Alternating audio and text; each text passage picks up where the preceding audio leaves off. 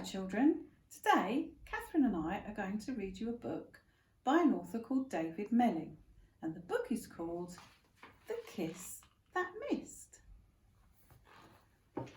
Once upon a Tuesday, the king was in a hurry as usual. "Good night," he said, and he blew his son a royal kiss.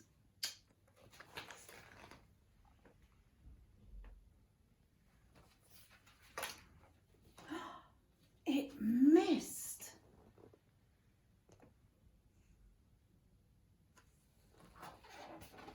The young prince watched it rattle round the room and then bounce out of the window and into the night. The prince told the queen.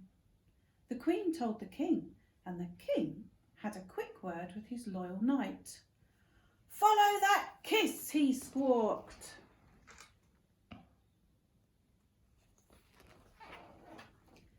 The knight mounted his horse eventually and galloped off in hot pursuit until they came to the wild wood. Wild creatures with wild eyes, too much hair and very bad manners lived there. It was dark and it was smelly.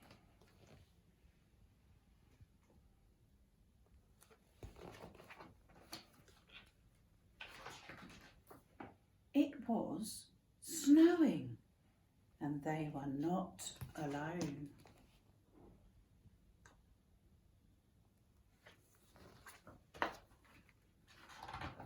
There were bears with long claws and growly roars, swooping owls of all shapes and sizes, and a pack of hungry wolves with dribbly mouths.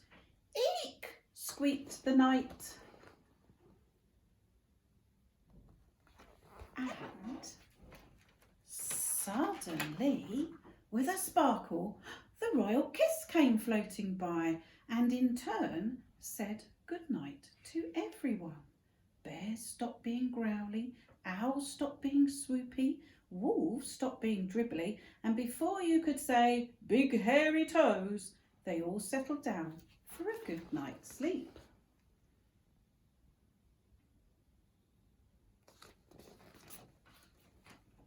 I think that's the sort of kiss you really want. So the knight and his faithful horse sat down on a wrinkly old tree trunk to rest. The wrinkly old tree trunk twitched and slowly rose into the air, above the woods and into the clouds.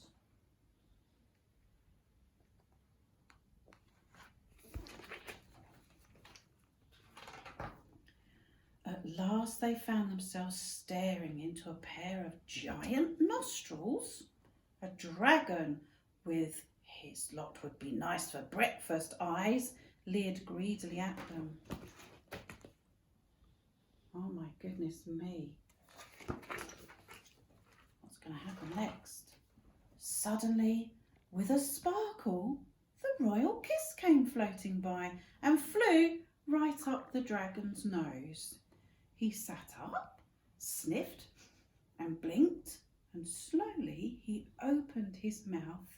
He took a deep breath and, can you guess what he did? He sneezed.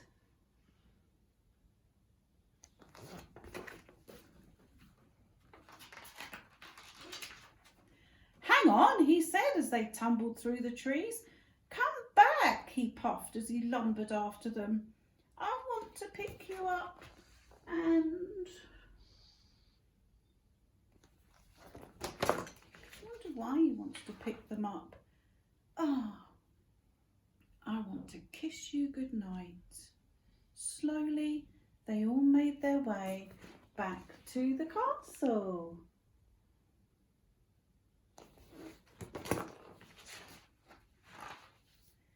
That night, the prince was very happy, the queen was happy, and the king promised to stop always being in a hurry.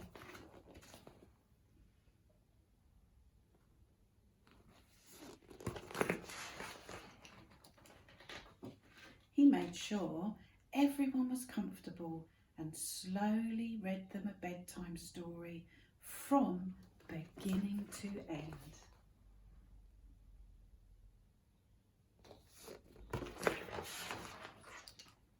Well, almost, because guess what? He fell asleep.